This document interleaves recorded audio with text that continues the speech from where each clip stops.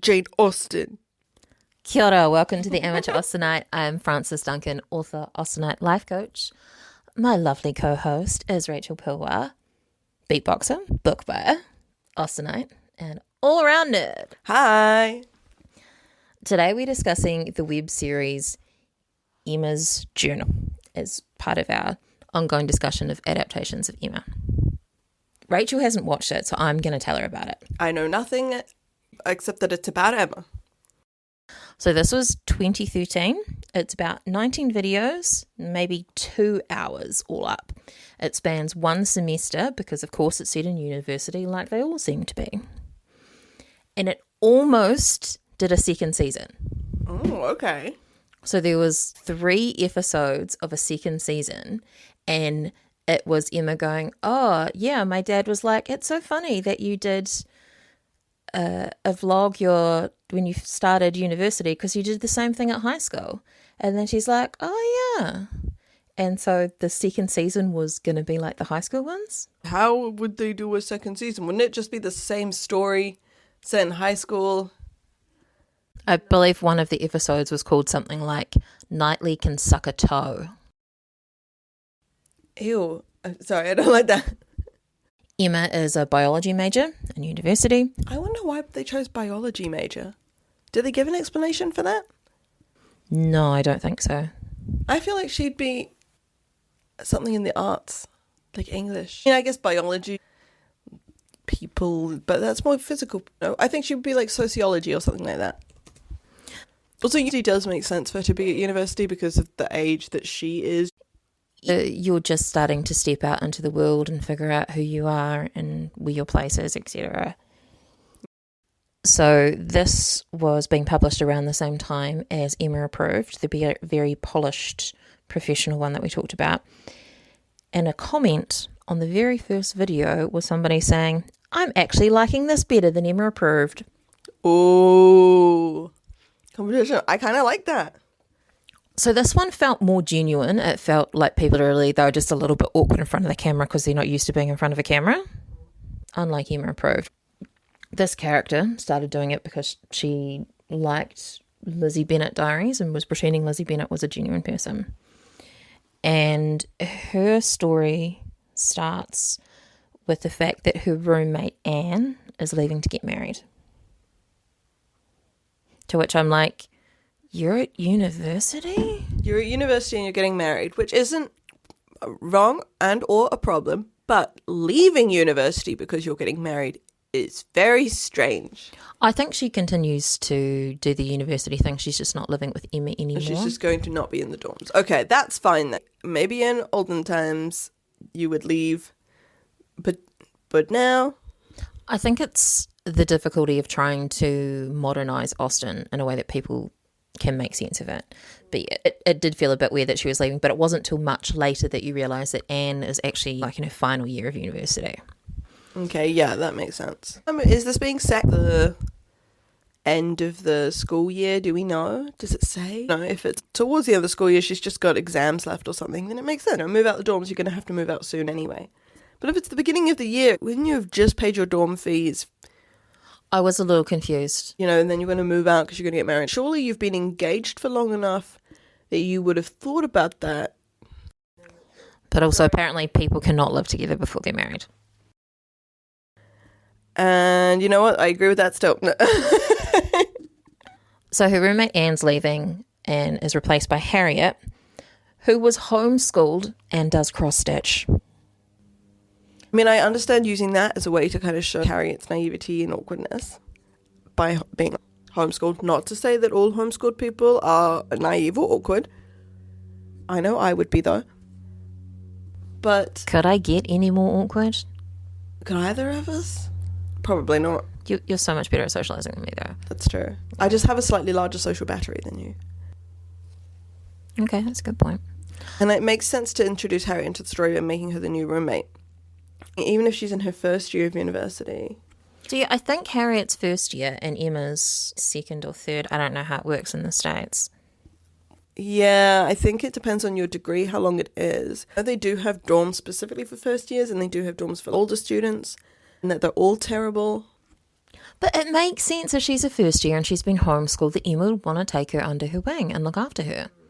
I feel like they wouldn't normally room a first year with an older student. If someone approached saying, we've got this other first year we need a room for, would you mind? Emma would be like, yes, absolutely. Put them in my room. Robert Martin is the guy at home and Emma's like, long distance relationships don't work. Kind of fair. That makes sense. Yeah. Kind of fair. And in the very first episode, Emma actually says, I'm always right. That is so Emma. It's accurate. She thinks she's always right. And, sometimes she is right. That's one of the easier ways to convey Emma's character to modern audiences, is to have her be super confident, like, I'm always right, I know what's going on. That translates better than all the small nuance you get from within the book. Again, I am Emma Woodhouse. Mr. Elton's name is John Elton, and Knightley makes a joke about Elton John. I was about to say, why the hell would they call him John Elton? But that makes sense, and I like that. To make that joke. He looks like he's almost wearing a suit, and he laughs at Harriet when she says she's doing English. And for some reason, he has a thing about his teeth. He's flossing his teeth in one thing and he's brushing his teeth in another one. And he takes a bit of mouthwash before asking Emma to marry him in what came across to me as a very gay way. Gays and their dental hygiene. The hidden tropes of being gay. It wasn't the hygiene. I don't know what it was. Maybe the actor actually just genuinely was gay and just doing his best with the role. And 2 videos after that scene, 1 week in time in the thing, he's engaged to Augusta, who's doing interior design, which also does sound kind of gay now I say it. And they have a conversation and they agree that sometimes it's okay to use people like resources. The Altons. We don't like them, we're not supposed to. But also, guys, that's bad. Don't say that. And Emma says multiple times before she realises that he's an arse that he's going to be very successful, you can tell. What's he studying? Oh, fuck, I don't even know. I can't remember. Finance or something, dude, It's broy. like finance or law or something. It's like, okay, look, sure, he could be successful. Doesn't stop him from being a douchebag, though.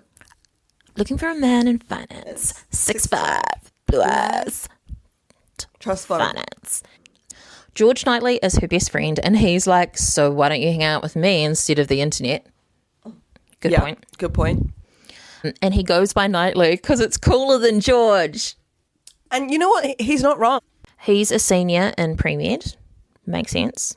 Very stable. And he says, Emma destroyed another human life. I think that was about Harriet. That's rough. Is it wrong, though? He's not wrong, but it is harsh. And then about Elton, he says, he wanted you for a tax write-off. Not wrong there either. Maybe he is a man in finance.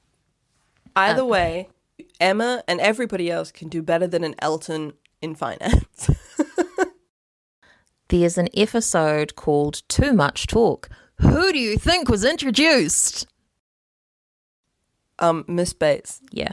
My brain went Augusta, and then I went, no, it's Miss Bates. I knew it would be Miss Bates. So who do they have as Miss Bates? Her name is Patricia. She lives across the hall from Emma. And she goes on and on about her cousin / best friend Jane, who's transferring to their university. And Jane's pretty chill. She and Emma seem like they'll be friends. And she tells Emma that Patricia is called Chatty Patty within the family. Aww. Also, there's a whole bit about Patricia having a random kitten, and they're like, is she hallucinating this kitten? You're not allowed pets in the dorms. I think Jane saying something, saying that that's the family name, like the family's mean to her too. And I'm like, no. Yeah. And Emma shit talks Patricia on her videos. Not cool. No, Emma, you're supposed to be nice except for that one moment when you're a dick. How did they do the box? Did they do the Box Hill scene in some way? Yeah. I can't remember how they did it though. The difference between the original and the Frank and Jane in this one is that they've actually broken up. Okay. She's transferred to the school and Frank has followed her and literally asks Emma out. He's doing it to make Jane jealous. Very juvenile way to do things, but makes sense. But do people know that they dated? Nobody knew. Okay. And why would anybody know or care? Everyone in Highbury anticipates Frank's arrival. Like, he's been wanted for ages. Is there a relationship with Anne? He's the stepbrother of Russell, which is Anne's husband. Anne's husband. Yeah. The younger stepbrother. And his stepmother, Edith, wouldn't allow him to come to Anne and Russell's wedding. Whoa. Overall, this web series felt mostly genuine, although it was a bit weird that people were getting engaged pretty quickly, like Augusta and John Elton got engaged within a week, and he did literally propose to Emma and then went off and proposed to Augusta, and that weird. Maybe he needs a woman in finance or with finance. Maybe Mr. Elton does. Maybe he came on scholarship and then he's lost his scholarship and he needs someone to help him pay for university. Or maybe he needs to marry quick rich so that way he can... Sometimes being a married guy gets you in for promotions and things quicker than being single, and maybe some of the jobs he's looking for, they'll take him more seriously if he's a married guy, even though he's young. If he's in his last year of university, he's probably looking for jobs. He's very about forming a power couple. Yeah, exactly. That's what he's looking for. We're both going to be really successful and we're going to aid each other, which there is nothing wrong with that, but you can have that and still care about each other and other people. You could just get engaged and not marry for a while. They could have a long engagement. True. Weird that Augusta would have said yes. She didn't know about Emma. He wasn't dating either of them. So it's like he just proposed out of the blue, which is kind of weird, unless he was dating Augusta. Well, he wasn't dating Emma either. There was no dating going on. Exactly. So it's weird that he just proposed without them dating at all. There's him, Harriet, and Emma, and he literally turns his back to Harriet to exclude her. Or cold. Yeah. In an accurate way. Elton would do that. He pushes between the two of them to sit there and just nah. Disgusting. I'm tempted to watch this one. I think so far of the ones we've discussed, the Emma approved. Wait, is Emma approved? Emma Agenda is the one that I want you to watch. Okay, that's the Emma queer Agenda, one. Sorry. Emma Agenda, I think, is still the one I want to watch first. And then this one. And then Emma approved. I think is my current ranking of the order I might watch these in. I'm thinking about doing a post, which is a breakdown of all of the different ones, if I can peel them apart in my brain. And that's our discussion of the web series Emma's Journal. I have been Frances Duncan, and this has been Rachel Pilwell. Bye. Thank you for listening, and we wish you happy watching, should you choose to watch this. I will.